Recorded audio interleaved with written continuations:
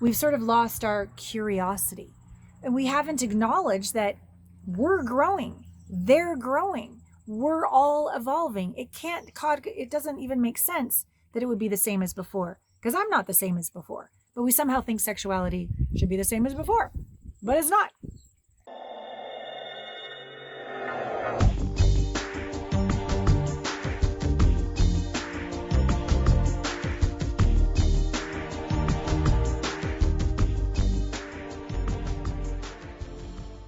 Long-term relationship sexuality tips. Alana Pratt here, intimacy expert, and the host of the podcast Intimate Conversations. So, to me, it's sort of like a mile wide or a mile deep. I'm seeing an iceberg in my head as I'm talking right now. And so we just sort of see the tip of the iceberg, but there's so much underneath the surface of the iceberg. So I think in a short-term relationship, we just sort of deal with the top of the iceberg. And we do what we've always done, or we learn what the other one likes, and we kind of get into our groove, and we're having some success.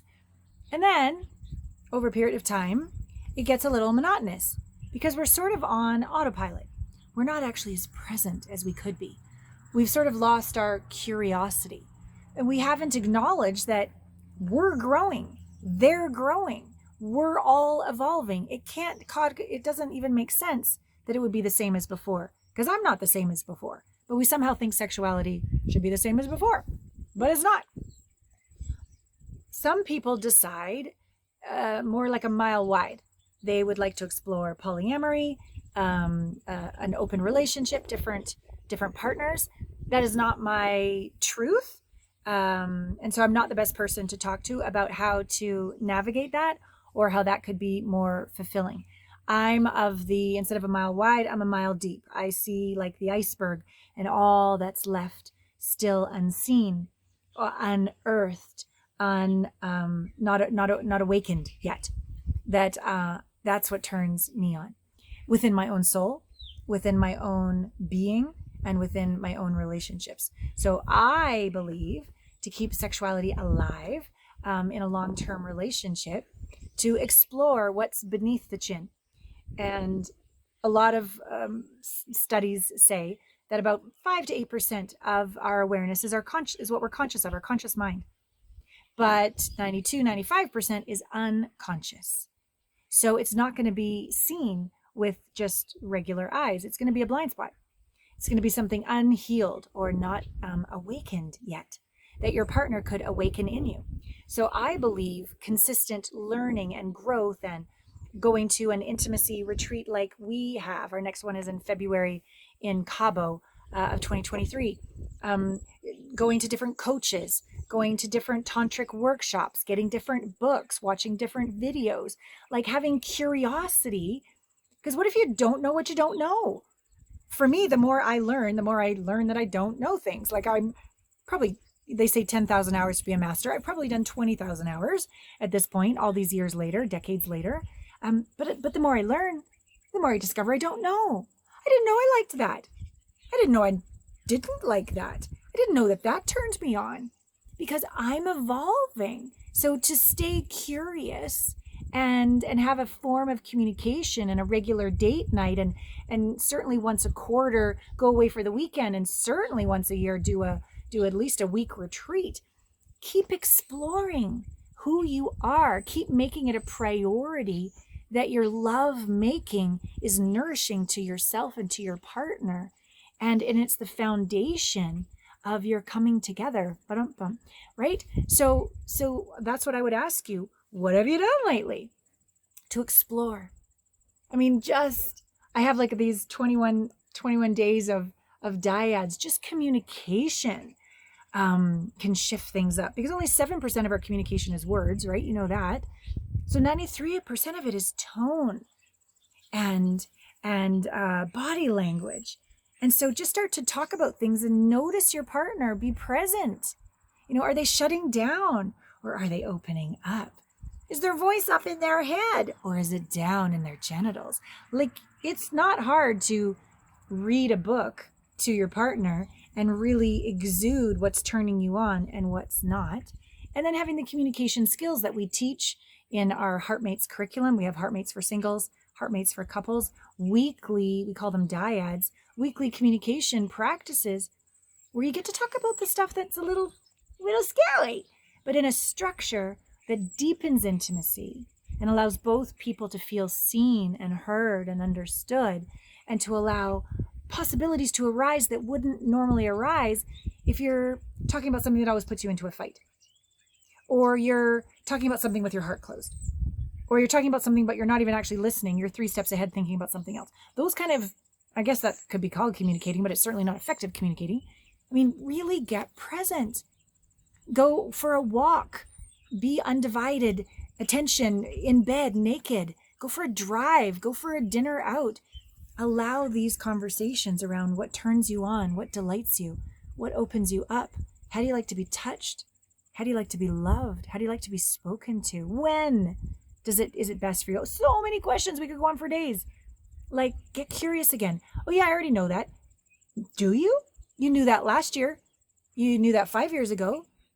But what if you looked at your partner with fresh eyes, like you actually don't know? And they were looked at, not with these conclusionary eyes. Yeah, I already know who they are, and inside jokes and subtle passive aggressive. Like, who wants to be curious then? Who's turned on then?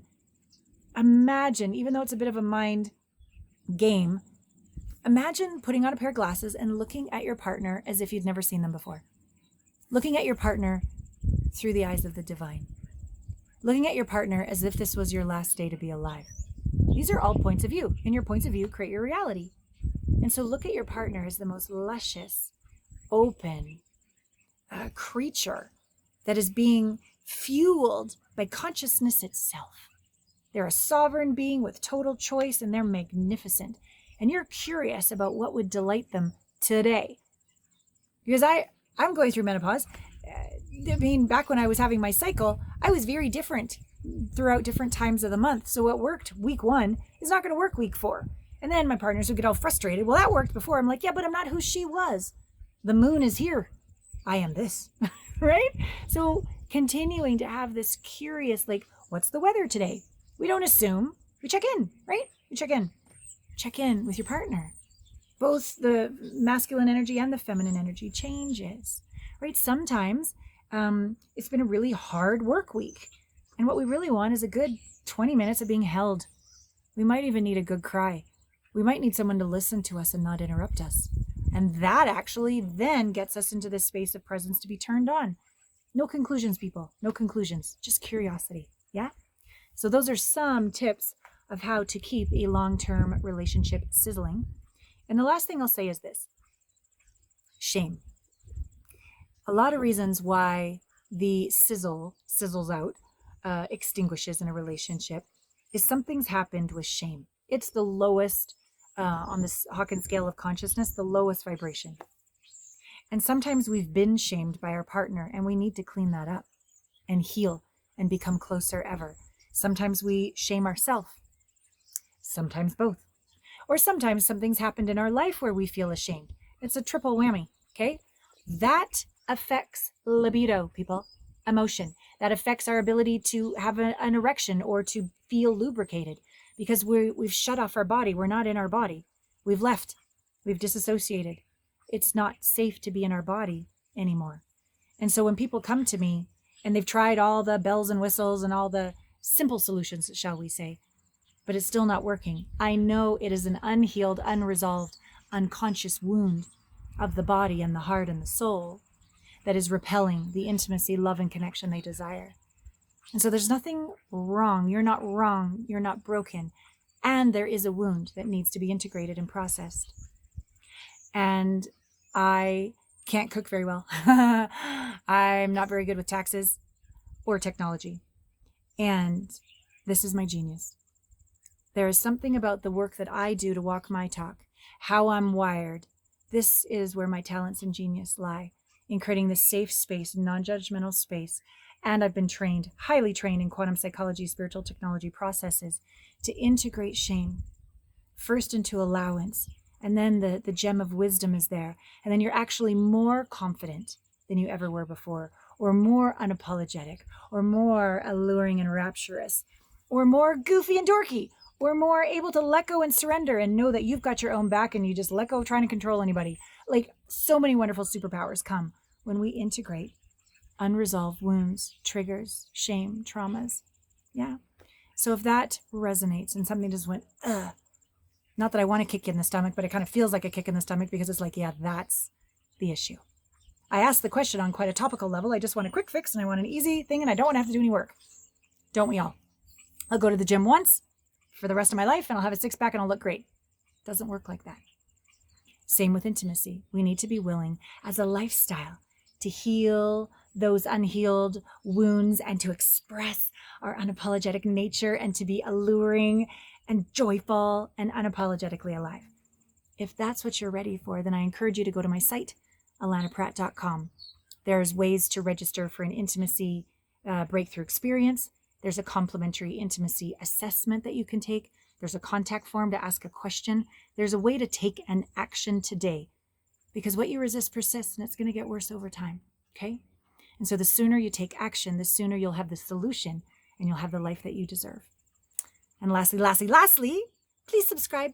It allows me to have more subscribers and changes the algorithm and I can reach more people because maybe somebody has the very same concern that you do. And for you subscribing today, it somehow reaches them and then I'm somehow able to help them. And for the rest of their life, we change the trajectory and they're having incredible lovemaking with themselves and with their partner. And we somehow made a difference today. So how about that? Pretty cool. All right. All my love and thank you.